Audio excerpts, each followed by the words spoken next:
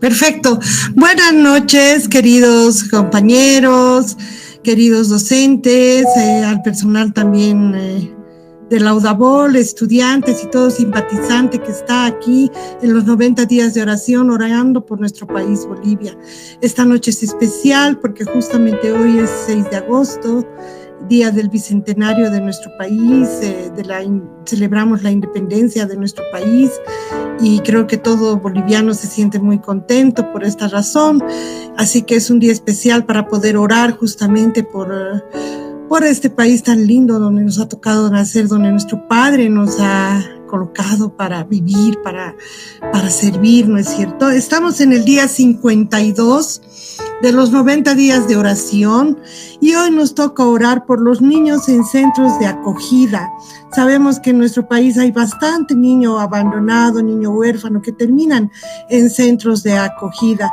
Hoy vamos a orar por ellos, ¿no? Por todos estos niños. Según las estadísticas que he estado viendo, según la UNICEF, tenemos 180 centros de acogida públicos, privados y mixtos. En estos centros de acogida aquí en nuestro país se han registrado 5.678 niños, niñas y adolescentes, de los cuales 5.479 han permanecido por más de 29 días. Esto a los registros alcanzados el 2021. Para comparar, en el 2014 había 8.369 menores en centros de acogida, 51% eran niños, 49% niños, 27% menores de 6 años, 38% entre 7 y 12 años, 34% entre 12 y 18 años. Los motivos por los cuales estos niños terminan en centros de acogida son abandono, negligencia, maltrato físico, psicológico, orfandad, una situación baja económica extrema, abuso sexual y otros que pueden incluir trata, padres privados de libertad, etc. El 32% corresponde al abandono más negligencia, que suman un 52% en total. El 86% no tiene una situación legal definida, lo que dificulta procesos de adopción y solo reciben alrededor de 1 hora de atención técnica al mes individualizada. El 80% tiene familia de origen conocida, pero solo el 58% recibe visitas. La permanencia promedio en los centros alcanza entre 9 años y 7 meses, mucho más de lo recomendable. El 2019 la UNICEF reportó que más de 8.000 niños vivían en hogares de acogida en Bolivia. Se estimó que aproximadamente el 80% tenía familia directa o extendida. En el 2024, según medios, se estimaron más de 5.000 niños en casas de acogida gestionadas por el Estado. Con la pérdida de protección familiar como causa principal, podemos mencionar la violencia, orfandad, encarcelamiento o suicidio de los progenitores. Como vemos, tenemos bastantes niños en centros de acogida y vemos también que estos niños pasan la mayor parte de su niñez y parte de su adolescencia en estos centros de acogida, lo que no debería de ser justamente recomendable, ¿no? Animamos ahora a orar por estos niños que, si bien tienen un lugar tal vez donde vivir y alimentos y cuidados, no tienen el amor de una familia, no tienen el calor de una familia y a veces tampoco tienen la posibilidad de conocer a Dios. Entonces oremos por ellos porque viven en un estado de soledad, ¿no es cierto? Y se sienten también abandonados, no solo por sus padres, sino por toda la sociedad. Vamos a orar esta noche. Invitamos a todas las personas que se unen noche a noche a estos 90 días de oración a hacer comentarios sobre este tema, o si tienen otro tema por el cual quieren que oremos. Pueden dar también un like, pueden visitarnos en la página de Facebook, en Instagram, en YouTube, también estamos en el TikTok para que ustedes puedan dar me gusta o hacer cualquier comentario, síganos, estamos con los 90 días de oración. Esta noche nos va a acompañar el licenciado Cristian Vila con la reflexión. Le vamos a pasar la palabra al licenciado Cristian Vila. Muchas gracias. Gracias, Shirley. Vamos a compartir entonces, vamos a estar viendo el Salmo capítulo 68 para nuestra meditación, los versículos 1 al 6. Pero antes de entrar a meditar en la palabra, oremos al Señor. Bendito Padre, gracias siempre porque tenemos el privilegio de aprender de tu palabra, de escudriñar. Danos este tiempo, Señor, sabiduría. Necesitamos la guía de tu Espíritu Santo. Alumbra nuestro entendimiento. Gracias por todo lo que nos das y gracias también por aquello que no nos das. Bendito sea tu nombre, Padre. En los méritos de nuestro Señor Jesucristo oramos. Amén. Amén. Estimados, veamos el Salmo 68. Específicamente vamos a estar viendo los versículos 5 al 6, donde dice el texto: Padre de huérfanos y defensor de viudas, es Dios en su santa morada. Dios hace habitar en familia a los desamparados, saca a los cautivos a prosperidad, mas los rebeldes habitan en tierra seca. Pero veamos a qué se refiere, porque rápidamente en el verso 5 empieza a hablar de las características de Dios. Para esto tenemos que ver el contexto del Salmo en general. Veamos la parte histórica, gramatical del texto para luego entrar a la parte reflexiva. Este salmo es de David, como en el verso 1 así lo indica, Salmo de David. Entonces, la autoría del salmo le corresponde a David. Aunque el origen histórico no está claro, algunos creen que este salmo va a celebrar las victorias generales sobre los enemigos de Israel, sin precisar una época en específica. Otros van a relacionar con las victorias descritas en Primera de Crónicas o con la expulsión de David de su reino. O muchos también, y creo que también llegó a esta parte, con la traslación, el traslado del arca a la casa de Obed-Edom. Entonces este salmo es reconocido por una riqueza literaria. Contiene numerosas bellezas y desafíos interpretativos en todo el salmo. Este salmo contiene profundas verdades evangélicas y eso es lo que vamos a estar viendo. Vamos a partir desde el versículo 1 para ir viendo cada uno y ver el contexto de los versículos 5 al 6. Como señala Lutero se refería a este salmo como una profecía significativa acerca de Cristo. Y Lutero tiene mucha razón porque el salmo se refiere a Cristo, pero también hay implicaciones para nosotros y eso es lo que vamos a ver. El apóstol Pablo va a citar y va a aplicar parte de este salmo a Cristo. Pablo lo aplica en Efesios capítulo 4, los versículos 8 al 13, donde Pablo va a aplicar a Cristo, y pertenece también a una de las etapas más antiguas de la poesía hebrea, porque van a presentar, en este salmo, se presentan varios nombres de Dios. Aquí vamos a ver a Dios como Elohim, vamos a ver propiamente a Dios, a Yahvé, Jehová, Adonai, y por primera vez en los salmos, en este salmo vamos a encontrar a El Shaddai, un nombre que aparece en varias partes de la Escritura y que afirma la total suficiencia de Dios. También se va a mencionar 2 veces el nombre de Jah, la forma poética de Jehová, principalmente en la exposición que se hace de Aleluya, alabad a Jah, ¿no? Entonces, ningún otro salmo va a utilizar tantos nombres divinos como este salmo, el Salmo 68, que tiene una relación, con el Salmo 18 también, ¿no? Y va a destacar entonces, este salmo tiene una riqueza, si vale el término, teológico, y la exaltación del carácter de Dios. Entonces, vayámonos al verso 1 para ver de qué está hablando el salmo. ¿Por qué llega al verso 5, donde dice Padre de huérfanos y defensor de viudas?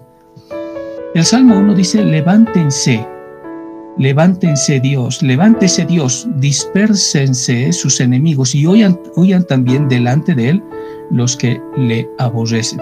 Todo el versículo no es más que una variación de las palabras que ha usado Moisés en Números capítulo 10, versículo 35. Es una variación.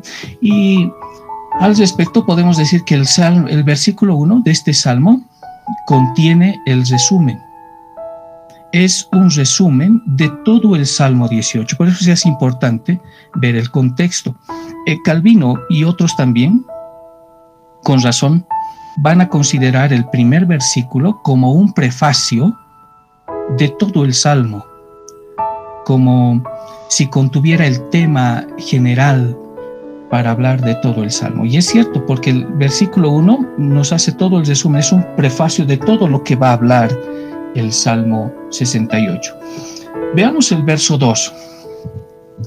Como se ahuyenta el humo, así ahuyéntalos. Como la cera se derrite ante el fuego, así perezcan los impíos ante la presencia de Dios. Como es lanzado el humo, los lanzarás. Como se derrite la cera delante del fuego, así perecerán los impíos delante de Dios. Bien.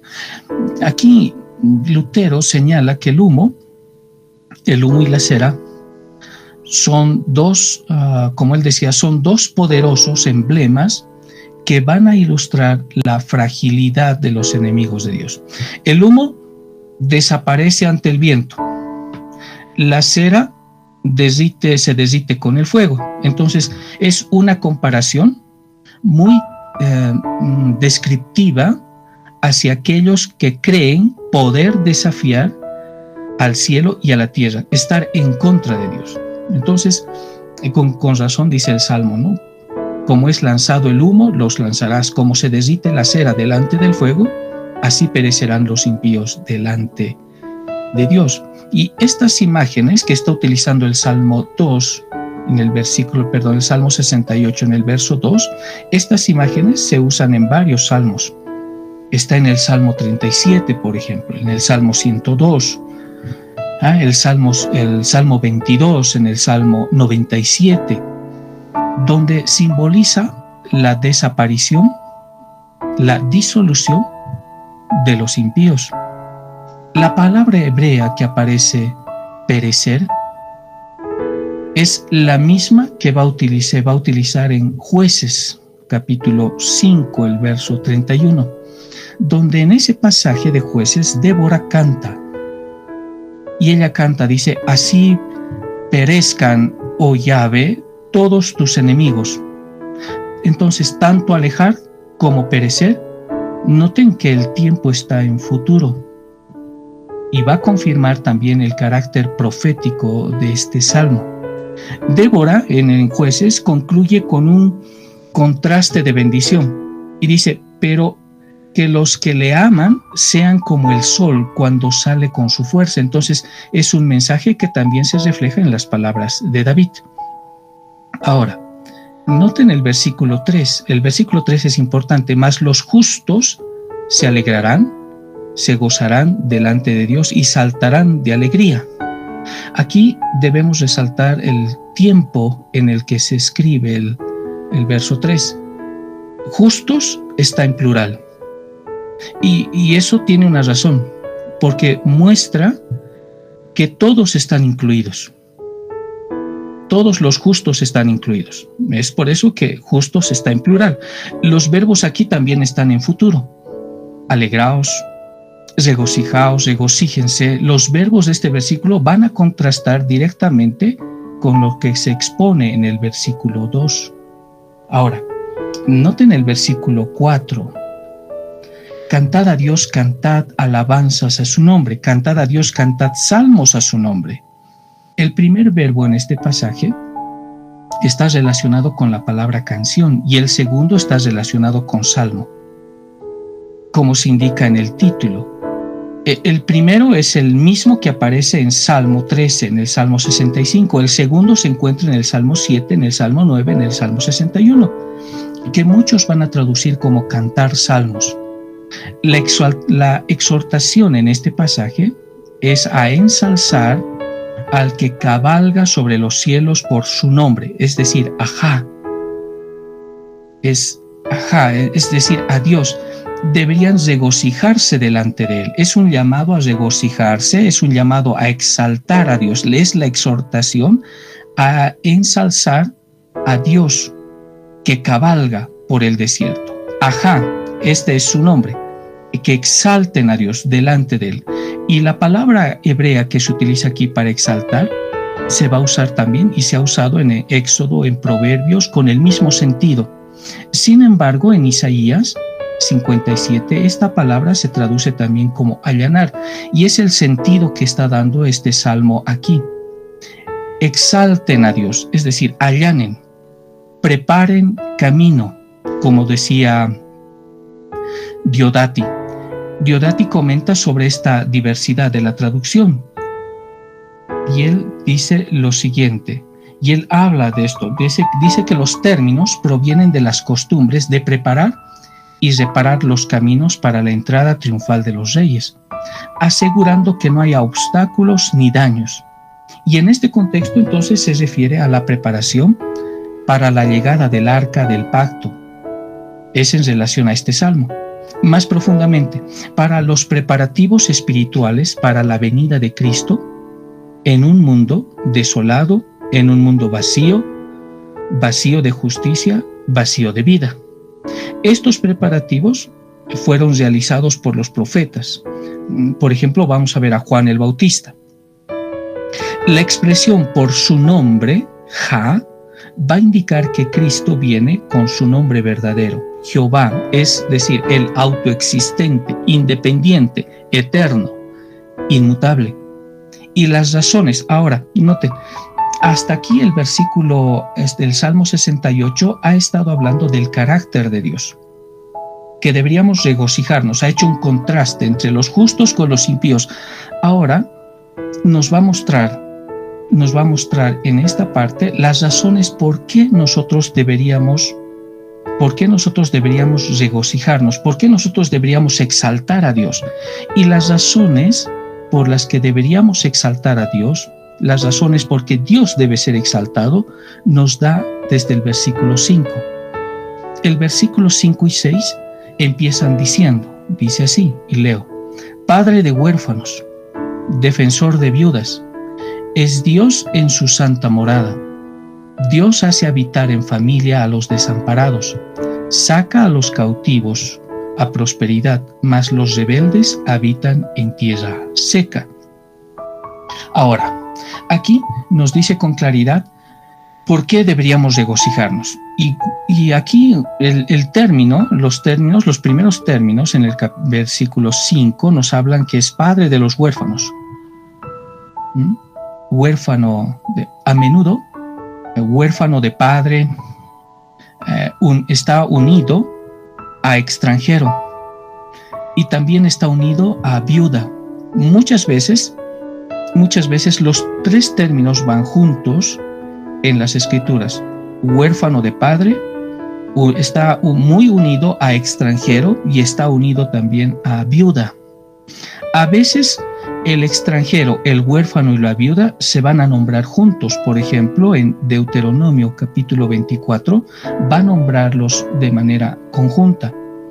En el Salmo 146 también va a ser lo mismo. Y estos términos siempre van a describir a los que están desamparados.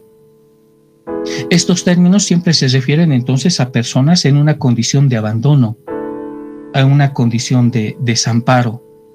Aunque, noten, aunque la religión judía va a ofrecer, o en ese tiempo ofrecía una fuerte protección a las viudas, a los huérfanos. Las ideas, sin embargo, esas ideas corruptas de esas naciones vecinas donde ya estaba el Israel sobre los más débiles, junto con la inclinación pecaminosa del ser humano, esa inclinación de aprovecharse de quienes no pueden defenderse, hacían que incluso dentro del mismo pueblo judío las palabras viuda y huérfano fueran asociadas con una condición social muy baja.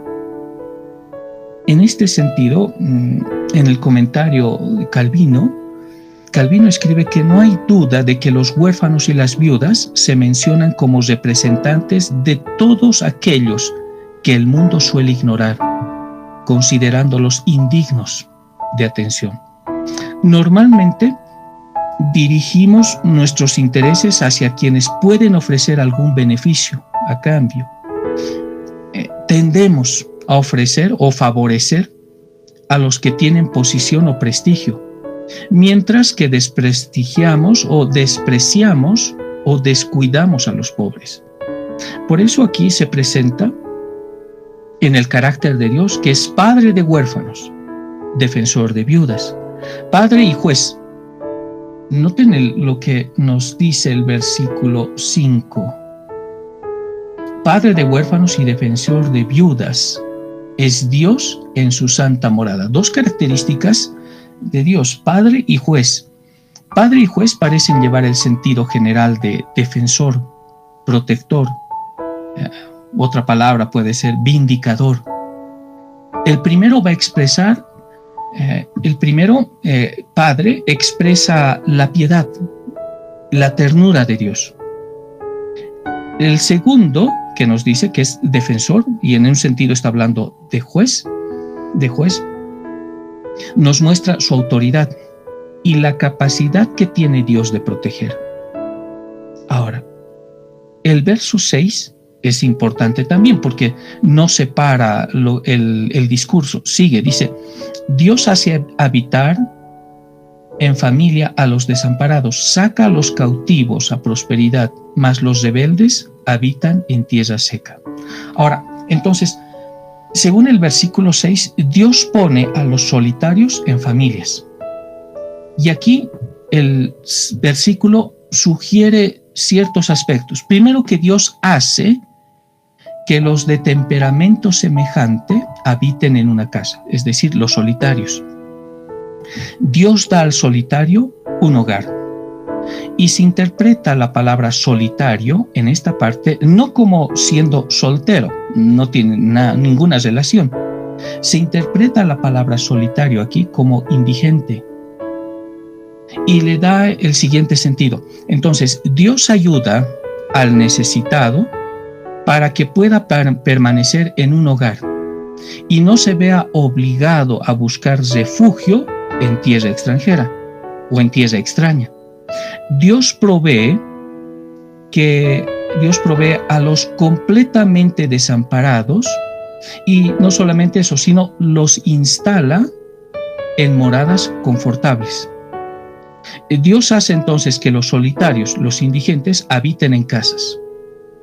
Y entendiendo ahora por solitarios a los, en el sentido teológico, a los miserables. Y va a destacar entonces la bendición divina que consiste en darles techo y refugio. Ese es Dios.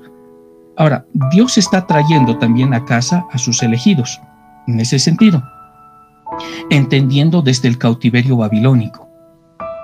Otros van a referir este pasaje al asentamiento de sus propios hogares a Canaán, que están regresando a Canaán, aquellos que se habían quedado sin amigos en Egipto, en el desierto. Entonces, Dios bendice a los solitarios, dándoles familia, como hizo con Abraham, les da casa. Entonces, todos los cambios que estamos viendo aquí, todos estos versículos van a hablar acerca del carácter justo de Dios. Dios es justo, o sea, alábenle a Dios porque Dios es grande. Miren el versículo 1. Levántese Dios, sean esparcidos sus enemigos y huyan en su presencia los que lo aborrecen. Como es lanzado el humo, los lanzarás. Como se derrite la cera delante del fuego, así perecerán los impíos delante de Dios. Mas los justos se alegrarán, se gozarán delante de Dios y saltarán de alegría. El contraste que está haciendo el versículo 3 con el verso 2. Entonces, Dios se presenta como un padre de huérfanos, defensor de viudas. Dios bendice, les da familias. También libera a los que están atados con cadenas. Una imagen que es muy frecuente en las Escrituras para referirse también a la redención divina. Algunos van a interpretar esta parte, esta expresión, como la liberación de José de la cárcel, otros como la salida de Israel de Egipto, otros más como el rescate de los pobres y también como el acto de Dios al reemplazar un mal gobierno por uno justo. Sin embargo, todos los cambios verdaderamente deseables entre los hombres o las naciones son el resultado de la misericordia de Dios, del poder de Dios. Sin embargo, cuando vemos estos pasajes, este lenguaje bíblico también tiene un sentido mucho más profundo. Apunta al rescate del pueblo arrepentido de Dios de la ira. Ese Dios de la ira, la culpa, la oscuridad, el error, el dominio del pecado, la esclavitud, los deseos, las pasiones viles, ¿no? Para llevarlos a la libertad, como dicen las Escrituras, a la libertad gloriosa de los hijos de Dios. En contraste, los rebeldes habitan en tierra seca. Ese es el contraste que se hace. Algunos, como en el caldeo, van a interpretar rebeldes como los egipcios que se negaron a libertar a los israelitas. Pero el contexto revela una aplicación mucho más amplia. Incluso Israel, cuando se rebeló, Israel va a experimentar estas palabras con una dura realidad, ¿no? Esta expresión tiene entonces un alcance universal y se relaciona con pasajes, por ejemplo, con el Salmo 32, Proverbios capítulo 9. Entonces, habitar en tierra seca simboliza una vida sin consuelo. Sin consuelo. Noten, Padre de huérfanos, defensor de viudas, es Dios en su santa morada. Dios hace habitar en familia a los desamparados, saca a los cautivos a prosperidad, mas los rebeldes habitan en tierra seca. Habitar en tierra seca simboliza una vida sin consuelo, ni bendición, una existencia marcada por la miseria. Ahora, veamos los puntos claves entonces en nuestra devocional, en la reflexión. En la oración, en este salmo de alabanza, vemos una confesión. Está la confesión, está la adoración, está la súplica, que podemos encontrar muchas veces en este modelo que también nos está dando para que nosotros podamos orar, como hace David en las palabras de Moisés y Débora, que está citando este salmo, principalmente los versículos 1 y 2. Una razón por la que debemos estudiar la palabra de Dios y memorizar también grandes porciones de la palabra es que podemos tener un mejor lenguaje para nuestro tiempo devocional. Es por eso que en la historia de la iglesia se ha insistido en la lectura de los salmos, justamente para tener un lenguaje mucho más apropiado para orar. Ahora, noten el versículo 1, retornemos al versículo 1. Las escrituras aquí enseñan claramente que los hombres no regenerados, es decir, los no creyentes son enemigos de Dios. Y eso está claro en las escrituras, verso 1. Levántese Dios, sean esparcidos sus enemigos, y huyan de su presencia los que le aborrecen. Entonces, claramente los hombres que no tienen a Cristo, los hombres no regenerados, no convertidos, son enemigos de Dios. Sin embargo, ahora noten ahí, no queda ahí. Cuando Dios se levanta, ninguna oposición puede resistirle.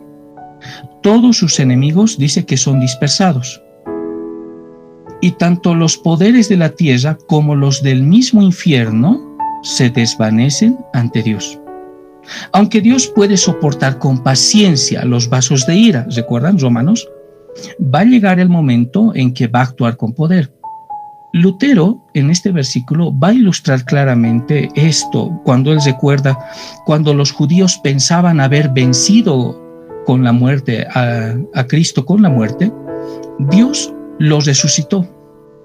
Ahí se invierte toda la situación. Los discípulos entonces se reúnen, mientras que los judíos se dividen.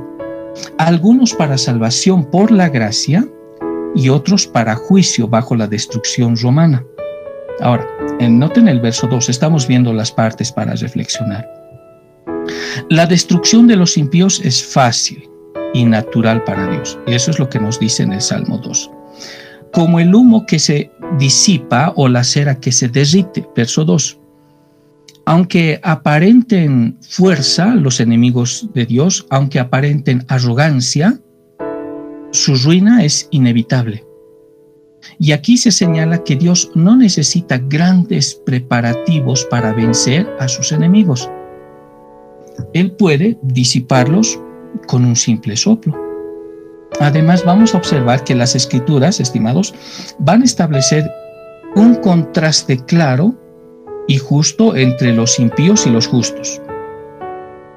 No comparten el mismo carácter, el mismo pensamiento, la misma conducta. Por ello, su destino eterno también es distinto. El cielo y el infierno son lugares adecuados para cada uno según su naturaleza. Por eso el verso 3 llega a ese punto, regocijarse en Dios, ¿no? Más los justos se alegrarán, se gozarán.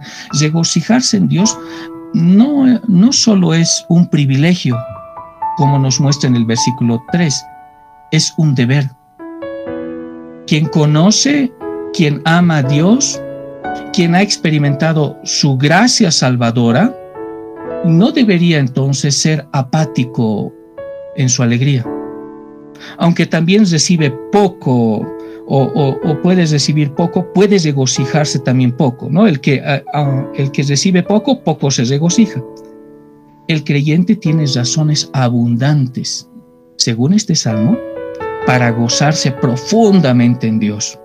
Si nuestro gozo estuviera verdaderamente centrado en Dios, no buscaríamos entonces satisfacción en las cosas pasajeras de este mundo.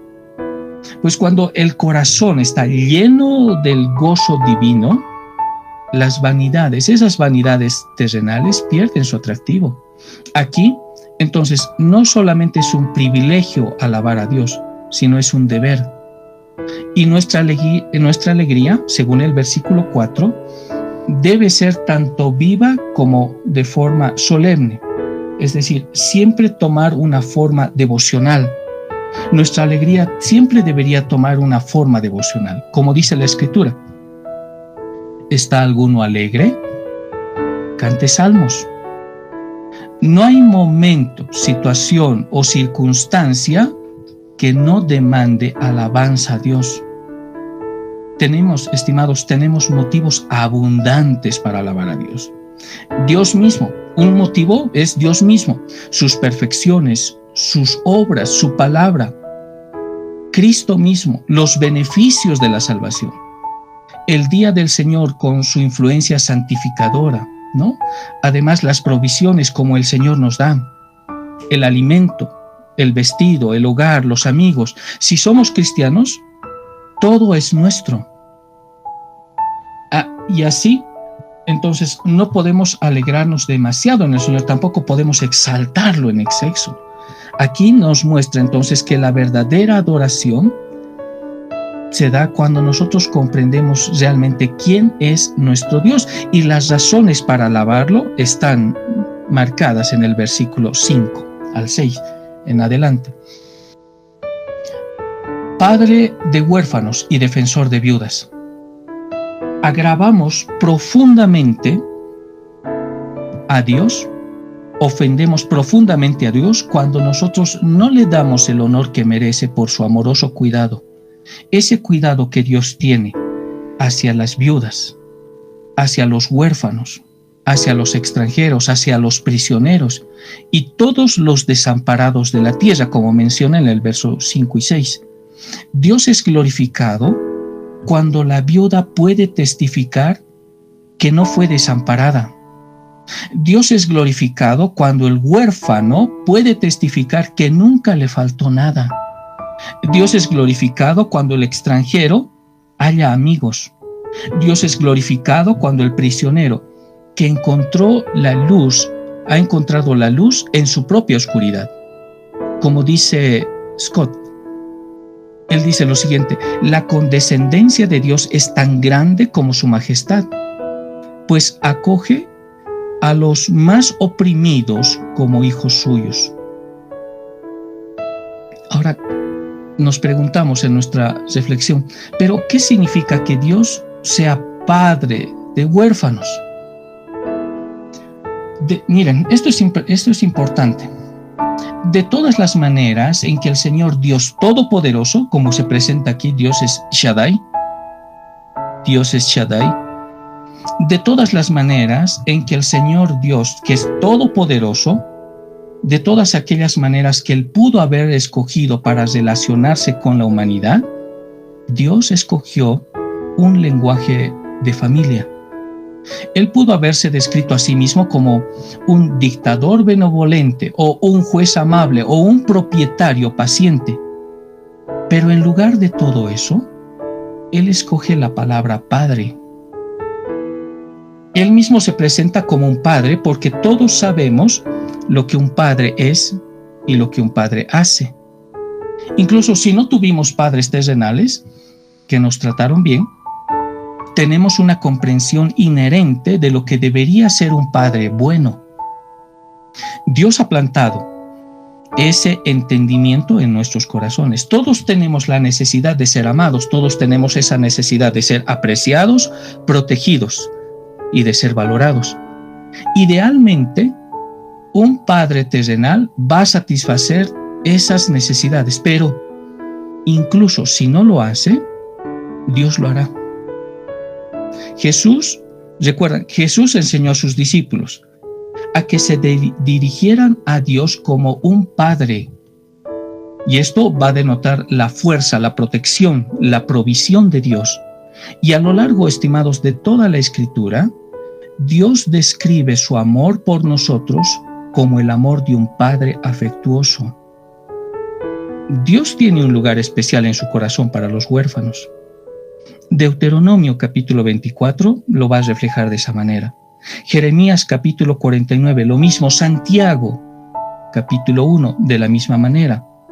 Y en el Salmo 27, del verso 10, dice: aunque mi padre y mi madre me dejaren, noten la promesa, con todo, es un absoluto, con todo, Jehová me recogerá.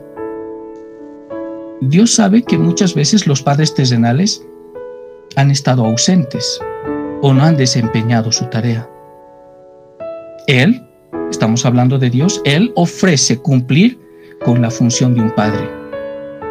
Y Él nos invita a que clamemos a Él cuando estamos en problemas, que echemos nuestras ansiedades sobre Él. En otras palabras, que contemos a Él nuestras depresiones y que disfrutemos de su compañía. Así lo recalca en 1 Corintios, en Salmo 116, en 1 de Juan. Entonces Dios modela para nosotros las características que tenía en mente cuando diseñó la paternidad. Aunque muchas veces los padres terrenales no están a la altura de lo ideal, sin embargo, Dios promete que en Él nadie tiene que estar sin un Padre perfecto. Él es Padre. Él es Padre. Ahora, noten el verso 6. Dios hace habitar en familia a los desamparados. Realmente pocos valoran y agradecen adecuadamente las bendiciones de la familia. En un tiempo muy posmoderno, por lo que debemos nosotros ahora frecuentemente alabar a Dios por lo que el Señor nos ha dado. El esposo, la esposa, los padres, los hermanos, los hijos, que son regalos preciosos de Dios. Aunque se han escrito muchos tratados sobre el tema, siempre, estimados, hay mucho más que aprender. Cuando Dios expulsó al hombre del paraíso, permitió que conservara dos instituciones valiosas. El hombre cae, es expulsado del paraíso, pero noten la misericordia de Dios. Dios permite que el hombre conserve dos instituciones valiosas: el matrimonio y el día del Señor. Y es difícil decidir cuál de ambas es la mayor bendición. Sin embargo, la vida en pecado, hermanos, es terrible. Dice, los rebeldes habitarán en tierra seca. Tierra seca, según las Escrituras, es sin consuelo. No tendrán consuelo.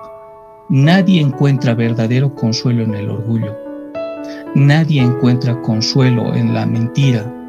Nadie encuentra consuelo en el fraude, en la violencia. ¿Por qué? Bueno, porque la paga del pecado es muerte. Como señala Matthew Henry, incluso la mejor vida se vuelve estéril, dice él, para quienes pierden la bendición de Dios, que es la fuente de todo gozo. Demos gracias a Dios porque tenemos un Padre. Refugiémonos en esa promesa que el Señor ha hecho. Aunque mi padre y mi madre me dejaren, con todo, noten, es un absoluto, con todo, Jehová me recogerá.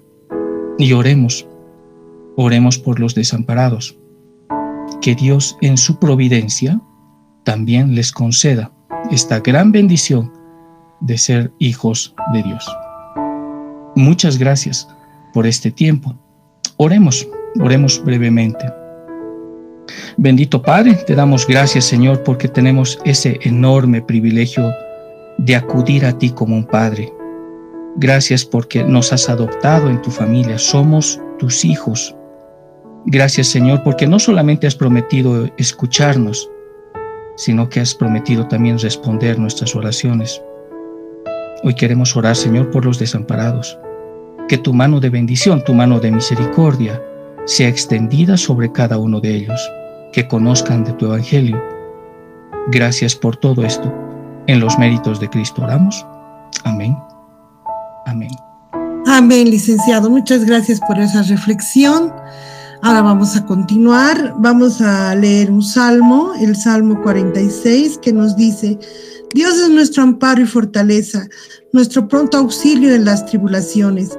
Por tanto, no temeremos aunque la tierra sea removida y se traspasen los montes al corazón del mar, aunque bramen y se turben sus aguas y tiemblen los montes a causa de su braveza. Del río sus corrientes alegran la ciudad de Dios, el santuario de las moradas del Altísimo. Dios está en medio de ella, no será conmovida. Dios la ayudará al clarear la mañana. Bramarán las naciones, titubearán los reinos. Dio él su voz, se derritió la tierra. Jehová de los ejércitos está con nosotros. Nuestro refugio es el Dios de Jacob. Venid, ved las obras de Jehová, que ha puesto asolamientos en la tierra, que hace cesar las guerras hasta los fines de la tierra, que quiebra el arco, corta la lanza y quema los carros en el fuego. Estad quietos y conoced que yo soy Dios. Seré exaltado entre las naciones, enaltecido seré en la tierra. Jehová de los ejércitos está con nosotros. Nuestro refugio es el Dios de Jacob. Eso nos dice el Salmo 46. Queremos volver a animar a todas las personas que nos están viendo, que den un like, una reacción, que puedan dar un comentario o tal vez alguna petición de oración, que nos sigan en las redes sociales. Ya está aquí nuestro hermano David Willy Villarreal Mendoza, que nos va a traer la oración en esta noche. El día 52 estamos orando por los niños en centros de acogida. Adelante, hermano David. Muchas gracias, querida capellana Shirley. Muy buenas noches, querido arquitecto, queridos licenciados, pastores, líderes y todos aquellos que nos ven. Hermanos y hermanas, hoy nos reunimos en este día 52 de nuestra jornada de oración para levantar un clamor especial por las familias. La familia es el diseño original de Dios. Es el primer lugar donde aprendemos a amar, a confiar y a crecer.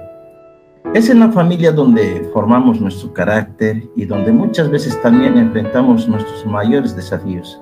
En Bolivia vemos cómo muchas familias están atravesando tiempos difíciles: separaciones, maltratos, abandono, violencia y una creciente desconexión emocional.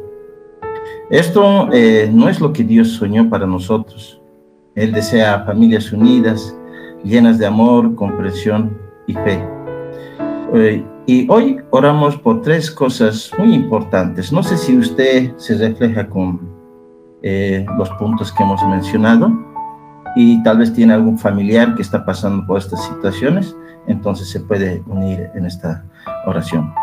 Que el amor verdadero crezca en los hogares, que el cuidado mutuo sea restaurado como una práctica diaria y que se produzca una restitución completa en los hogares que han sido dañados por diferentes razones. Sabemos que Dios puede sanar cualquier herida, restaurar lo que fue roto, devolver lo que se perdió. Su palabra nos dice en Joel, capítulo 2, 25, y os restituiré los años que comió la oruga, el saltón, el revoltón y la langosta. Hoy, amados hermanos, creemos que Dios va a devolver el gozo, la unidad y la paz a muchas familias. Ahí donde estás, querido hermano, usted que está viendo, te pido que inclines tu rostro en el lugar donde estás y digamos: Señor amado, venimos delante de ti para pedirte que el amor verdadero vuelva a nacer en los corazones de cada miembro de la familia. Que los esposos vuelvan a mirarse con ternura, que se respeten, que se escuchen y se apoyen, que desaparezcan los gritos, la indiferencia, el orgullo, y que en su lugar haya palabras dulces, caricias sinceras y gestos de comprensión. Te pedimos por los padres para que puedan mostrar amor a sus hijos, no solo con palabras, sino con su presencia, con su tiempo y su afecto. Que cada niño, adolescente o joven se sienta amado, valorado y aceptado tal como es. También te pedimos, Padre amado, por los hijos, para que amen y respeten a sus padres, para que puedan reconocer los sacrificios que hacen y para que crezcan con gratitud en sus corazones. Ayúdanos a recordar que el amor no es solo un sentimiento, sino una decisión diaria. Como tú dices en tu palabra, en 1 Corintios capítulo 13, el amor es paciente, bondadoso, no es egoísta ni rencoroso. Señor, enséñanos a amar como tú amas, con un amor que perdona, que abraza, que construya, Padre amado, y que también, Señor, traiga ese amor a cada hogar, que en ese hogar se respire amor, incluso en medio de los problemas. Padre bueno, hoy queremos orar por algo que muchas veces se pierde en las familias: el cuidado. Vivimos en un mundo tan acelerado, donde cada uno está ocupado en sus cosas, que olvidamos cuidar a los que tenemos al lado. Pero tú nos enseñas a velar por el bienestar de los demás, especialmente de aquellos con quienes compartimos el hogar. Oramos para que los esposos se cuiden mutuamente, que estén atentos a las necesidades emocionales, a las necesidades físicas y espirituales del otro. Que no descuiden, Padre amado, ni se den por sentado, sino que cada día encuentren nuevas formas de servir y protegerse. Que los padres cuiden a sus hijos, no solo dándoles lo material, sino escuchándoles, hablándoles con cariño, guiándolos con sabiduría.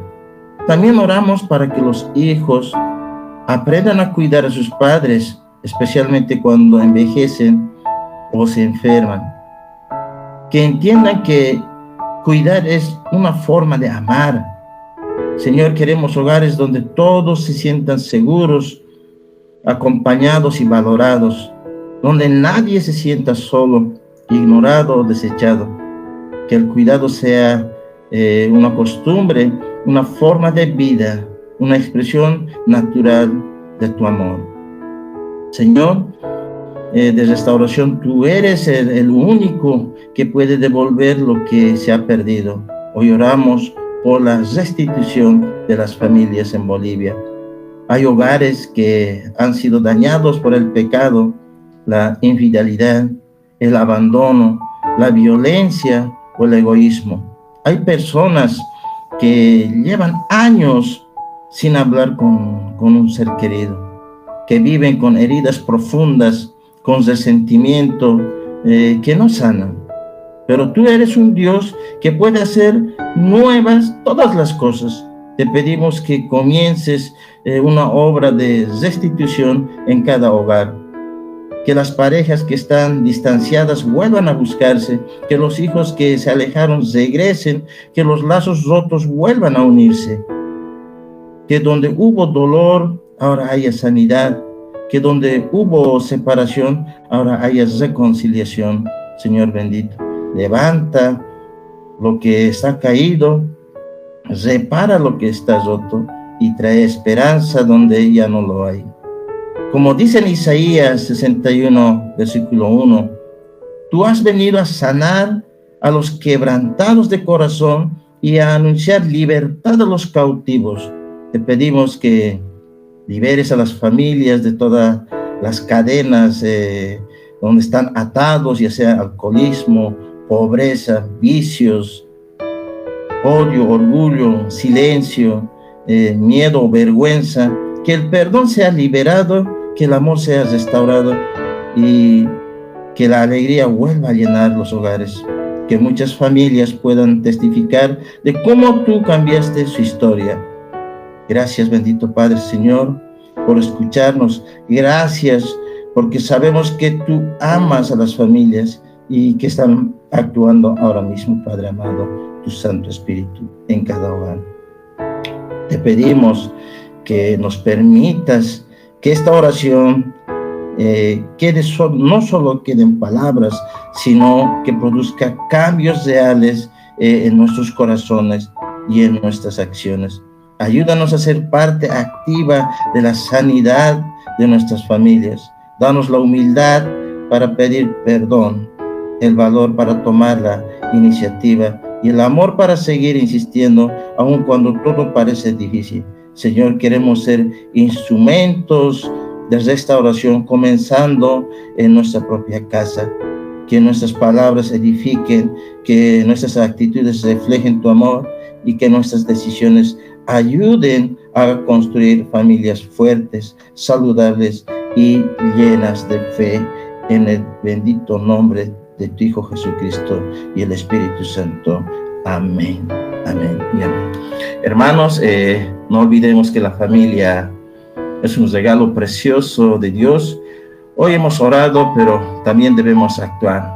Que cada uno de nosotros salga de aquí con el compromiso de amar más, de cuidar más y de luchar por la restitución de nuestras relaciones familiares. Sabemos que los hijos, que la familia son bendiciones de Dios, ¿no? Son regalos de Dios que un día también vamos a rendir cuentas. Entonces, que esta semana sea pues una oportunidad para acercarse a quienes tal vez se han alejado de nosotros, para abrazar a los que tienes cerca y para dejar que Dios haga su obra en tu hogar. Confiemos que Él esté obrando incluso cuando no lo vemos. Que el Señor bendiga nuestras familias y también nos llene de paz con su amor. Muchas gracias, querida capellana Shirley, estimados licenciados. Dios los bendiga. Amén. Muchas gracias, hermano David, por la oración esta noche. Estamos en el día 52, ¿no? Ya no nos queda solamente 38 días de oración por Bolivia. Hoy estamos con la oración por los niños en centros de acogida. Sabemos que son niños con mucha necesidad de afecto, mucha necesidad de amor. Sin embargo, también sabemos que nuestro Dios no los desampara ni los deja, ¿no? Entonces tenemos que orar porque siempre los tengan ese refugio que pueden tener en los brazos del Señor, como nos decía la enseñanza de hoy, ¿no? Con todo Él nos va a recoger, aunque nuestro padre y nuestra madre nos dejen.